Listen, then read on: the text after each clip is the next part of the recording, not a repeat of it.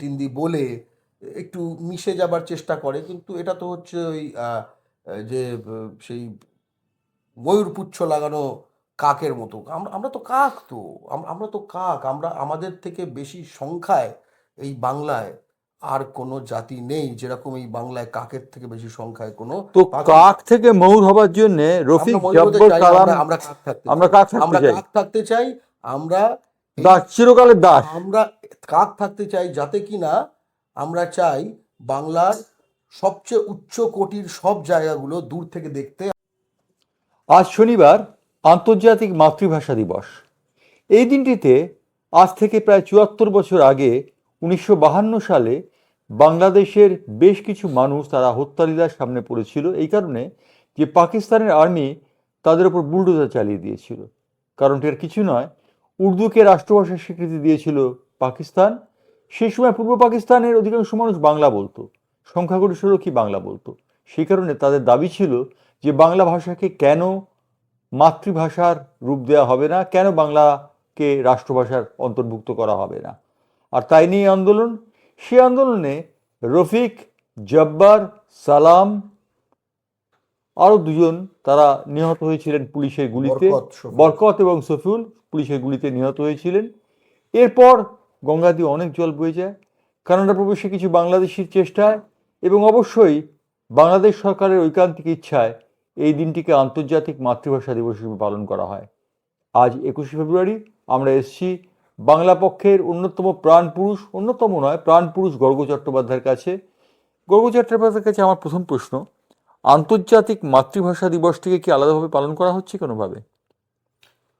অবশ্যই এই বছর আজকে ২১শে ফেব্রুয়ারি, এবং আমরা যেটা বিশ্বাস করি যে ২১শে ফেব্রুয়ারি এই যে আন্তর্জাতিক মাতৃভাষা দিবস, যেটা ইউনেস্কোর দ্বারা স্বীকৃত স্বীকৃত হয়েছিল। হয়েছে, অর্থাৎ মাতৃভাষার অধিকার সেটা প্রণয়নের দিবস, মাতৃভাষার অধিকার যাদের রয়েছে তাদের উদযাপনের দিবস। আমরা ভারতের বাঙালি, আমাদের এখানে আমাদের মাতৃভাষা বাংলার অধিকার নেই। আমাদের সেই অধিকার আদায়ের শপথ এবং লড়াইয়ের দিবস। এবং সেই কারণে একটা তো বাংলা, পশ্চিমবঙ্গ জুড়ে আমাদের বাংলা পক্ষ নানা রকম কর্মসূচি আজকে হয়েছে এবং হচ্ছে। কিন্তু যেটা হয়েছে আরও গুরুত্বপূর্ণ এবার, যে এটা যে আসলে একটা দিবস মাত্র নয়, এই কারণে আমরা গত এক সপ্তাহ ধরে বাংলা ভাষা অধিকার সপ্তাহ পালন করছি। যার ফলে আমরা বিভিন্ন, সে রেলে বাংলার মানে কেন পরিষেবা দিচ্ছে না, সেখানে কেন স্কুলে বা বাংলা বাধ্যতামূলক করছে না, কেন WBCS এ বাংলা বাধ্যতামূলক নয়, কেন আমরা মেট্রো রেলে বাংলা পরিষেবা পাবো না, থেকে শুরু করে কলকাতা মিউনিসিপ্যাল কর্পোরেশনে কেন আমরা মানে বাংলা ভাষা বাধ্যতামূলক নয়। অর্থাৎ আমরা এটা যে সামগ্রিক নানাবিধ বহুমাত্রিক একটি লড়াই, সেই লড়াইটাকে আমরা পরপর পরপর ডেপুটেশন দিয়েছি এসব জায়গায়। এবং আজকে অবশ্যই আমরা একই সঙ্গে আমরা এটা বোঝানোর চেষ্টা করছি এই দিনের মাধ্যমে যে এটা কিন্তু এবার আমাদের লড়াই। বাংলাদেশ ১৯৫২ ২১শে ফেব্রুয়ারি তারা যা অধিকার বোঝার বুঝে নিয়েছে, কিন্তু সেখানকার যে বীরগাথা, যে বাংলা ও বাঙালির শত্রু উর্দু সাম্রাজ্যবাদী পাকিস্তানের যে দাঁতনখ বেরিয়ে এসেছিল সেই দিন, তার বিরুদ্ধে বাঙালি যে বুক চিতিয়ে লড়েছিল, এবং তার মধ্যে অন্তত দুইজন মানে বরকত, শফিউল, তারা একজন আমাদের মুর্শিদাবাদের বাবলার ছেলে, হ্যাঁ, এবং আর একজন বর্ধমান আমাদের কোন্নগরের ছেলে, কন্যাগরের ছেলে। কোন্নগরের হ্যাঁ, ছেলে, ঠিক আছে, আমাদের হুগলি জেলার, আমার নিজের জেলার ছেলে। তো এটা বিরাট গর্বের কথা।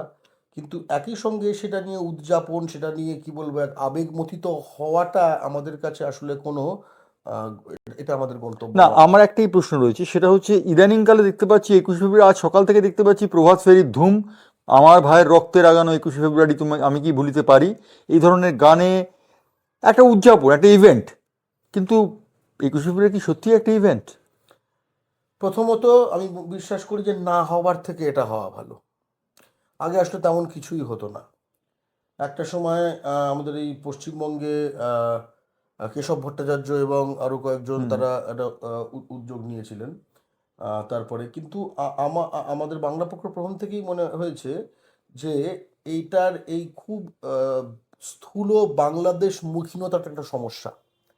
আন্তর্জাতিক মাতৃভাষা দিবস ইউনেস্কো এটা স্বীকৃতি দিয়েছে যাতে কিনা বাংলাদেশের যে লড়াই, বাংলাদেশের যে ভাষার যে লড়াই হয়েছিল 52 সালে, সেটা সবাই উদযাপন করবে এইটা বলে নয়, তাহলে এটাকে মানে মানে আন্তর্জাতিক মাতৃভাষা দিবস বলতো না। আসলে এটা মানে আমি যেরকম আজকে খবর পেয়েছি, আজকে আমার হুম হুম কথা হয়েছে, তামিলনাড়ুতে ডিএমকে এটা পালন হুম করছে। হুম ঠিক আছে, তারা কিন্তু এটা তামিল মানে তাদের যে মাতৃভাষা সেটা হুম দিয়ে হুম। পালন করছে। সারা বিশ্বে নানা জায়গায় যারা পালন করছে, অনেক জায়গায় তারা হয়তো এই যেহেতু বাঙালি হবার কারণে রফিক সালাম, বরকত, শফিউর, আমরা যে নামগুলো পরপর বলতে হুম পারছি, হুম। বা 1952 কথাটাও বলতে পারছি, এটুকুও বলতে পারবে না। কিন্তু তাদের মাতৃভাষার অধিকার সচেতন যত যত মানুষ আছে, তারা সকলে এটা পালন করছে। বিশ্বে দুই ধরনের মানুষ রয়েছে। দুই ধরনের জাতির মানুষ রয়েছে। এক ধরনের জাতি যাদের নিজের মাটিতে নিজেদের সম্পূর্ণ মাতৃভাষার অধিকার রয়েছে, তারা উদযাপন করতে পারে 21শে ফেব্রুয়ারি। কিন্তু আরেক ধরনের জাতি রয়েছে, সেটা পাকিস্তানে সিন্ধি, বালুচরা হোক। বেলুচ এরা হ্যাঁ। হতে পারে, সেটা ভারতে প্রায় প্রত্যেকটি অহিন্দি জাতি হতে পারে, সেটা বাংলাদেশের চাকমারা হতে পারে। এদের সকলের কিন্তু যাদের ভাষিক অধিকার নিজ রাষ্ট্রে নিজের মাতৃভূমিতে নেই, এটা তাদের আসলে মাতৃভূমিতে মাতৃভাষার অধিকার এর দাবি আদায়ের লড়াই, অর্থাৎ এই যে স্বপ্ন এবং বাস্তবতা, এর মধ্যে যে ফারাকটা, সেই স্বপ্ন পূরণের দিকে অভিযাত্রার একটি দিন, যাতে কিনা এই দিনটা আসলে একটা দিন না থাকে, এটা যেন শুধু একখানা সপ্তাহ না থাকে, এটা যেন শুধু একটা মাস বা বছর না এটা থাকে, একটা আন্দোলনের এটা যেন চেহারা নেয়। প্রতি মুহূর্তে আমাদের আন্দোলিত করে। কিন্তু পশ্চিমবঙ্গে কি এই ধারণাটার বশবর্তী হয়ে ঠিকমতো চলছে? কারণ পশ্চিমবঙ্গে আমরা দেখতে পাচ্ছি যে বিভিন্ন ক্ষেত্রে বাঙালি না হলে, বাঙালি হলে অ্যাপ্লাই করা যাবে না এমন কিছু চাকরির কথা বিজ্ঞাপনে বেরোচ্ছে, এবং সেখানে দেখা যাচ্ছে যে বাংলা প্রায় পরিযায়ী শ্রমিকরা নিহত হচ্ছে। সব কিছু মিলে বাঙালিরা কি ঠিক জায়গায় আছে? স্বাধীন ভারতের স্বাধীন ভারতে বাঙালিকে নিপীড়িত, লাঞ্ছিত, বঞ্চিত, গণহত্যা এগুলো বারবার ঘটেছে। ঠিক আছে, ভাষিক অধিকার তো বটেই। বাংলা বাংলা ভাষার ওপর আক্রমণ মানে আসলে বাংলা ভাষা যারা বলে তাদের ওপর আক্রমণ।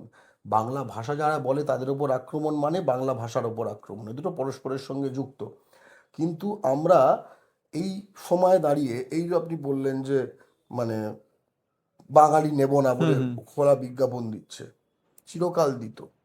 এখন বাঙালি জাতীয়তাবাদী যে চেতনার যে একখানা উন্মেষ উদ্ভাস হয়েছে তার ঘটছে, জন্য। তার জন্য এটা জানা যাচ্ছে, না, তার জন্য কিন্তু এটা প্রকাশ্যে রিয়াকশন কি হচ্ছে। বিজ্ঞাপন দেওয়া যায় যে বাঙালি হলে অবশ্যই। অ্যাপ্লাই করার কোনো অধিকার নেই?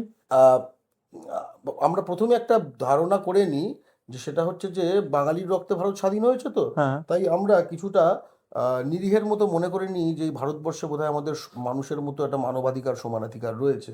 ভারতের বাস্তবতাটা সেটা নয়। ভারতবর্ষে এই মুহূর্তে একটি বিশাল এলাকায়, ঠিক আছে, যেটা কি গো বলয় বলা হয়, গুজরাট, রাজস্থান, এইসব গো এলাকায়, সেখানে ব্যাপক অর্থে বাঙালিকে মানবেতর একটি প্রজাতি মনে করা হয়।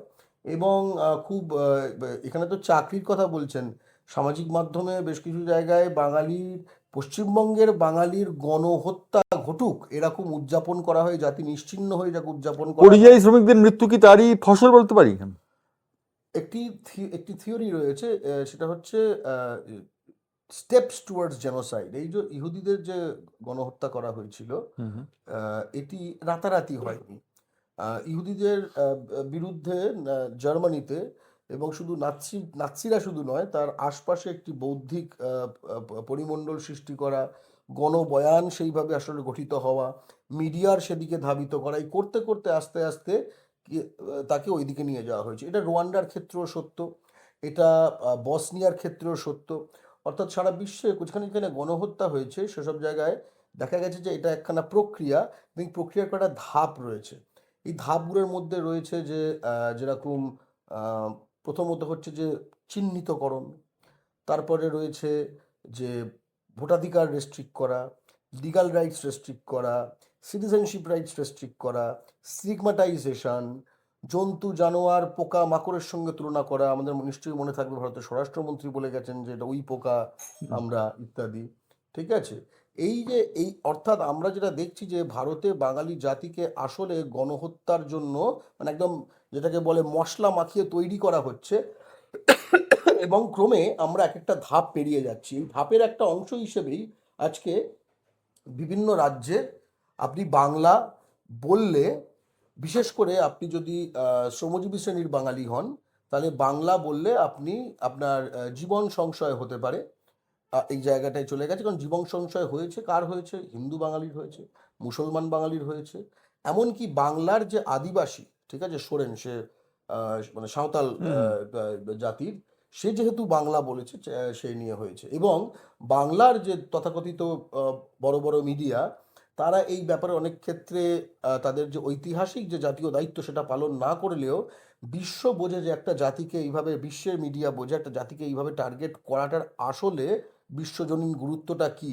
তাই জন্য নিউ ইয়র্ক টাইমস বড় শীর্ষক খবর করেছে, এই ভারতে বাঙালিদের যেভাবে টার্গেট করা হচ্ছে, খুন করা হচ্ছে, লাঞ্ছিত করা হচ্ছে, থুতু চাটানো হচ্ছে, মাটিতে ফেলে পেটানো হচ্ছে, মালকানগিরিতে 500টা ঘর জ্বালিয়ে দেওয়া হয়েছে উদ্বাস্তু হিন্দু বাঙালির, থেকে শুরু করে শ্লীলতাহানি, ধর্ষণ, সব উইদাউট কনসিকুয়েন্স। তারা একটি আর্টিকেল লিখেছিল, the risk of speaking Bengali, Bangla Bangla বলার ঝুঁকি। আমরা একটি গণহত্যার দ্বারপ্রান্তে দাঁড়িয়ে রয়েছি, এবং সেই সময় 2026-এ আজকে এই 21শে ফেব্রুয়ারি আসলে আহ, যদি নাচ গানের দিন কি, আমি বার্টল ব্রেক্টের একটা লাইন হুম হুম। উদ্ধৃত করব। আহ, হ্যাঁ, নাচ গানেরও দিন। কেন বলবো? মানে এই লড়াইয়ের দিন, সংগ্রামের দিন, এবং নাচ গানেরও দিন। বার্টল ব্রেক্ট একটা তার নাটকের একটা অংশ ছিল, will there be dance and music in the dark times, অন্ধকার সময় কি নাচ গান হবে? হুম হুম। উনি বলেছিলেন, yes, there will be dance and music about the dark times. এই অন্ধকার সময় নিয়ে নাচ এবং গান হবে। হ্যাঁ, আমরা যেন আমাদের এই জীবন শক্তিটা হারিয়ে না ফেলি। এই জীবন শক্তিটা, এই যে আমরা যে বাঁচতে চাই, আমরা যে খুব আনন্দে থাকতে চাই, আমরা যে আশার ভালোবাসার ভবিষ্যৎ দেখতে চাই, ঠিক আছে, আমরা যে আমাদের আগামী প্রজন্মের মুখের হাসি দিয়েই আমাদের প্রতিশক্তি নিতে চাই, আমরা এইটা যেন, এই লক্ষ্য থেকে আমরা যেন কখনো আমি না সরে একটা আসি। কথায় আসবো সেটা হচ্ছে যে বাংলাদেশে আমরা দেখেছি পাঁচতারা হোটেলেও বাংলা ভাষায় তারা তারা মেনু কার্ড ছাপায়, কিন্তু আমরা এখানে দেখছি কি রাস্তাঘাটে চতুর্দিকে তাকিয়ে দেখছি যে বাংলায় নয় হিন্দিতে সাইনবোর্ড, এবং হিন্দি, ইংরেজি এবং বাংলা তিনটি ভাষাকে অগ্রাধিকার দেওয়া হচ্ছে। সবার উপরে তো বাংলা থাকা উচিত ছিল। আপনি বাংলাদেশের কথা বলছেন, আমি কদিন আগে আইসল্যান্ডে ছিলাম হুম একটি আমন্ত্রিত ভাষণ দেবার জন্য। আইসল্যান্ড 4 লাখ মানুষের হুম হুম। একটি জাতিরাষ্ট্র।